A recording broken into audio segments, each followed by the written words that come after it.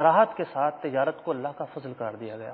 سورہ جمعہ کے اندر اللہ تبارک و تعالی ارشاد فرماتا ہے یا ایھا الذین آمنوا اذا نودی للصلاۃ من یوم الجمعۃ فاسعوا الی ذکر اللہ، اے ایمان والو جمعہ کی اذان کہی جائے تو نماز کی طرف بڑھو، وذروا البیع ذالکم خیر لکم ان کنتم تعلمون، خرید و فروخت چھوڑ دو، یہ تمہارے لیے بہتر ہے اگر تم جانتے ہو۔ فاذا قضیت الصلاۃ فانتشروا فی الارض، جب نماز ادا ہو جائے، نماز مکمل ہو جائے، پھر زمین میں پھیل جاؤ۔ وابتغوا من فضل اللہ، پہلے تجارت سے منع کیا گیا تھا، اب یہ کہا جا رہا ہے کہ اب دوبارہ پھیل جاؤ، تجارت شروع کرو، اللہ کا فضل تلاش کرو۔ سبحان اللہ سبحان اللہ۔ واذکروا اللہ کثیرا لعلکم تفلحون، اور اللہ کا شکر زیادہ کرو تاکہ تم فلاح پا سکو۔ ابھی دیکھیے کہ تجارت جو ہے اللہ کی طرف سے بہت بڑا فیضان ہے، بہت بڑی نعمت ہے۔ اللہ تعالیٰ نے قرآن مجید فرقان حمید میں اس کو امتنان کی جگہ پر بیان کیا اور تجارت کو فضل قرار دیا۔ اللہ تعالیٰ کی بہت بڑی نعمت ہے، تو تجارت یقینی طور پر اللہ کی طرف سے بہت بڑا فیضان ہے، اور قرآن مجید فرقان حمید نے ہمیں بار بار اس کی جو ہے وہ یاد دہانی کروائی ہے۔ اب یہاں پر دو باتیں ہیں کہ یاد دہانی کروانے کے ساتھ وہاں تو کفار تھے، کہا گیا ایمان لے کر آؤ، اس صورت کے اندر یاد دہانی کروا کر یہ کہا گیا کہ تم اللہ کا شکر ادا کرو، جو تم کماتے ہو، کمانے کے بعد اسے صرف اپنی محنت نہ سمجھو، یہ در حقیقت اللہ کا فضل ہے۔ الحمدللہ، کتنی پیارے انداز میں میرے پیارے اور محترم اسلامی بھائیوں اور مدنی چینل کے ناظرین، ہمیں ہمارے دارالفتہ کے اسلامی بھائیوں نے بڑی اچھی رہنمائی کی، اور قرآن پاک کی آیات سے ہم نے یہ سنا کہ تجارت اللہ تبارک و تعالیٰ کا فضل ہے، اور بالخصوص آج سورہ قریش کی بڑی پیاری تفسیر ہم نے سنی، اور الحمدللہ بہت پیارا انداز تھا ان کا۔ اور میرے پیارے اسلامی بھائیوں، یہی اس سلسلے کا مقصد ہے کہ جس میں ہم یہ سیکھنا چاہتے ہیں، سمجھنا چاہتے ہیں کہ مدنی چینل کے ناظرین بھی ہمارے ساتھ اول تا آخر شامل رہیں کہ روزی جو ہے وہ حلال ذریعے سے کمائی جائے، اس میں کہیں ہماری روزی میں حرام کی آمیزش تو نہیں ہو رہی۔ انشاءاللہ اس سلسلہ ہماری رہنمائی کرے گا، آپ اس سلسلے میں شامل رہیے اور چیک کرتے رہیے کہ کہیں ہمارے کسی انداز سے، کسی ہمارے طریقہ کار سے کہیں حرام روزی تو، یا ہمارا غلط طریقہ کہیں ہمیں غلط باتوں میں تو مبتلا نہیں کر رہا، اور ہم اس فضل سے محروم تو نہیں ہو رہے۔ فیضان تجارت انشاءاللہ تاجر اسلامی بھائیوں کو، بزنس مین کو رہنمائی فراہم کرے گا۔ ہمارے ساتھ اول تا آخر شامل رہیے گا۔ ہمارے سلسلے میں الحمدللہ ہم جس طرح ہم نے کہا کہ ہم ویڈیو سوالات بھی لیں گے اور ای میل پر بھی سوالات لیں گے۔ حضور یہ ارشاد فرمائیں کہ اسلام معاشی ترقی کے بارے میں ہماری کیا رہنمائی کرتا ہے؟ اگر معاشی طور پہ انسان ترقی کرتا ہے تو اس بارے میں اسلام کیا کہتا ہے؟ دین اسلام کی تعلیمات یہ کہتی ہیں کہ مسلمانوں کو اپنی معاشی حالت بہتر بنانی چاہیے، اپنی اکانومی جو ہے اسے مضبوط سے مضبوط تر بنانا چاہیے۔ کسی بھی معاشی حالت اور اکانومی سوسائٹی کا دار و مدار جو ہے وہ محنت پر ہے۔ جب کسی معاشرے کے لوگ محنتی ہوتے ہیں اور روزگار میں خلوص کے ساتھ کام کرتے ہیں تو معاشی حالت بہتر سے بہتر ہوتی چلی جاتی ہے۔ معاشی حالت کی بہتری تو ایک بہت بڑا موضوع ہے، اور یعنی کہ ایک ہے مارکیٹ کی سطح پر، شہر کی سطح پر، ملک کی سطح پر، لیکن اس کی جو اکائی ہے وہ ہے انفرادی حیثیت لوگوں کی۔ اگر ہر آدمی انفرادی حیثیت کے اعتبار سے محنت کرتا ہے، روزگار حاصل کرنے کی کوشش کرتا ہے، اپنے پاؤں پر کھڑا ہوتا ہے، تو پھر معاشی حالت بہتر سے بہتر ہوتی چلی جاتی ہے۔ آج کی گفتگو میں فوکس اس بات کو کروں گا کہ سرکار دو عالم صلی اللہ علیہ وسلم کی سیرت مبارکہ کے حوالے سے کہ آپ نے لوگوں کی انفرادی جو حیثیت ہے اس کو بہتر بنانے کے لیے، اور جو معاشی حالت تھی مسلمانوں کی اس کی بہتری چاہنے کے لیے کیا کچھ کیا۔ جنگ بدر کے موقع پر، اور آپ صلی اللہ علیہ وسلم کو کتنا کڑھن تھی لوگوں کی معاشی حالت کے اعتبار سے۔ جنگ بدر کے موقع پر جب صحابہ کرام علیہم رضوان بے سر و سامانی کے عالم میں جا رہے تھے، آپ صلی اللہ علیہ وسلم نے لوگوں کی صورتوں کو دیکھا، ان کی کیفیات کو دیکھا، پھر آپ نے اللہ کی بارگاہ میں ایک دعا کی۔ وہ دعا یہ تھی، اللہم انہم حفاۃ فاحملہم، اے اللہ یہ لوگ جو میرے ساتھ آ رہے ہیں یہ پیدل ہیں، انہیں سواریاں عطا فرما۔ اللہم انہم عراۃ فاکسہم، اے اللہ ان کے پاس کپڑے نہیں، انہیں کپڑے عطا فرما۔ اللہم انہم جیاع فاشبعہم، اے اللہ یہ بھوکے ہیں، انہیں غذا عطا فرما۔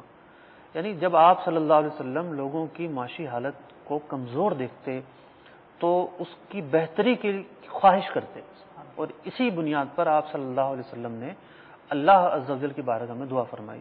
اور پھر روایتوں میں آتا ہے کہ جب آپ پلٹے ہیں بدر سے تو جو پیدل تھے ان کے پاس سواریاں تھیں، جن کے پاس ایک سواری تھی ان کے پاس 2 سواریاں تھیں۔ آپ چونکہ مستجاب الدعوات ہیں تو یہ دعا آپ کی قبول ہوئی۔ ایک مرتبہ کا واقعہ ہے کہ نبی اکرم صلی اللہ علیہ وسلم دن کے ابتدائی حصے میں تشریف فرما تھے۔ قبیلہ مدر سے تعلق رکھنے والی ایک گروہ آپ کے پاس حاضر ہوا۔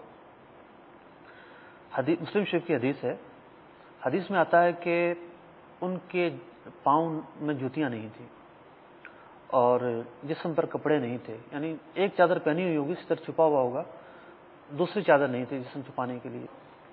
انہوں نے چمڑے کی کوئی چیز ڈال کر گلے میں پھر تلوار لٹکائی ہوئی تھی۔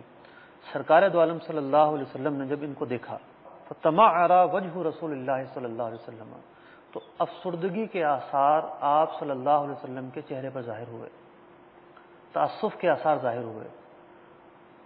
آپ گھر تشریف لے گئے، ظہر کی نماز کا وقت ہوا، آپ تشریف لائے۔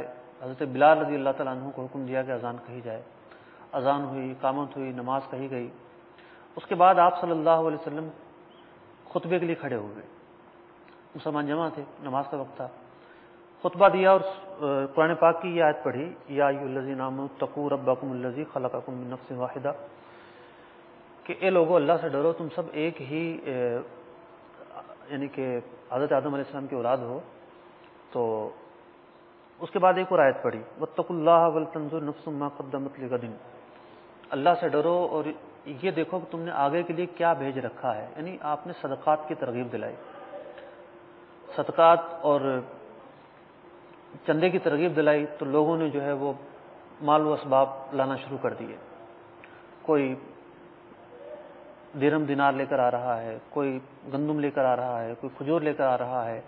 ایک صاحب کے بارے میں روایت میں لکھا ہوا ہے کہ وہ اتنا وزنی سامان لے کر آ رہے تھے کہ ان سے اٹھایا نہیں جا رہا تھا، یہاں تک کہ ڈھیر لگ گیا، کپڑوں کا، غذا کا ڈھیر لگ گیا۔ میں حدیث کے الفاظ پڑھ کر سناتا ہوں۔ راوی کہتے ہیں حتی رأیت وجہ رسول اللہ صلی اللہ علیہ وسلم یتحلل کأنہ مذہبۃ، سرکار دو عالم صلی اللہ علیہ وسلم نے جب یہ سب کچھ دیکھا تو آپ کے چہرہ انور پر خوشی کے وہ آثار ظاہر ہوئے کہ سونے سے بھی زیادہ آپ کا چہرہ چمک رہا تھا۔ سبحان اللہ، سبحان اللہ۔ یعنی یہ ان لوگوں کی وجہ سے تھا کہ یہ لوگ جو بھوکے آئے ہیں، جن کے پاس لباس نہیں ہے، اب یہ کچھ لے کر جائیں گے۔ تو آپ صلی اللہ علیہ وسلم کو لوگوں کی معاشی حالت کی کتنی کڑھن تھی، اور اسلام کے کیا نظریات اس بارے میں کوئی ڈھکی چھپی بات نہیں ہے۔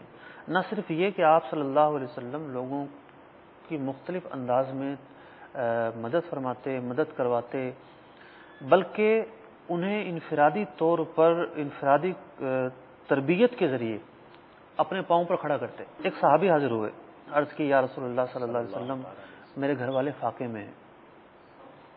وہ دوسری مرتبہ دوبارہ آئے کہ اتنے فاقے میں ہیں کہ میں جاؤں تو ہو سکتا ہے مر جائیں وہ۔ تو آپ صلی اللہ علیہ وسلم نے فرمایا کہ اچھا گھر میں کیا چیزیں لے کر آؤ۔ وہ ایک چادر اور ایک پیالہ لے کر حاضر ہوا۔ آپ صلی اللہ علیہ وسلم نے ارشاد فرمایا کہ صحابہ کرام موجود تھے، کون ان چیزوں کو خریدے گا؟ تو ایک صحابی نے کہا کہ یا رسول اللہ صلی اللہ علیہ وسلم میں 1 دینار میں خریدتا ہوں۔ آپ نے فرمایا کوئی اور ہے جو اس سے بھی زیادہ خریدے؟ تو دوسرے نے کہا کہ میں 2 دینار میں خریدتا ہوں۔ آپ صلی اللہ علیہ وسلم نے وہ 2 دینار میں اس کی اشیاء بیچی اور 2 دینار اس کو دے دیے۔ ارشاد فرمایا کہ 1 دینار سے کلہاڑی خریدو اور 1 دینار سے اپنے گھر والوں کے لیے کھانا خریدو۔ یہاں ایک جو معاشی پلاننگ ہے اس کا بھی درس ہے۔ اس شخص نے ایسا ہی کیا، یعنی وقتی طور پر وہ بیچارے فاقے سے مر رہے تھے، کھانا خریدا اور سب کچھ ہی خرچ نہیں کر دیا، آئندہ کے لیے بھی اپنی پلاننگ کی، کلاڑی خریدی۔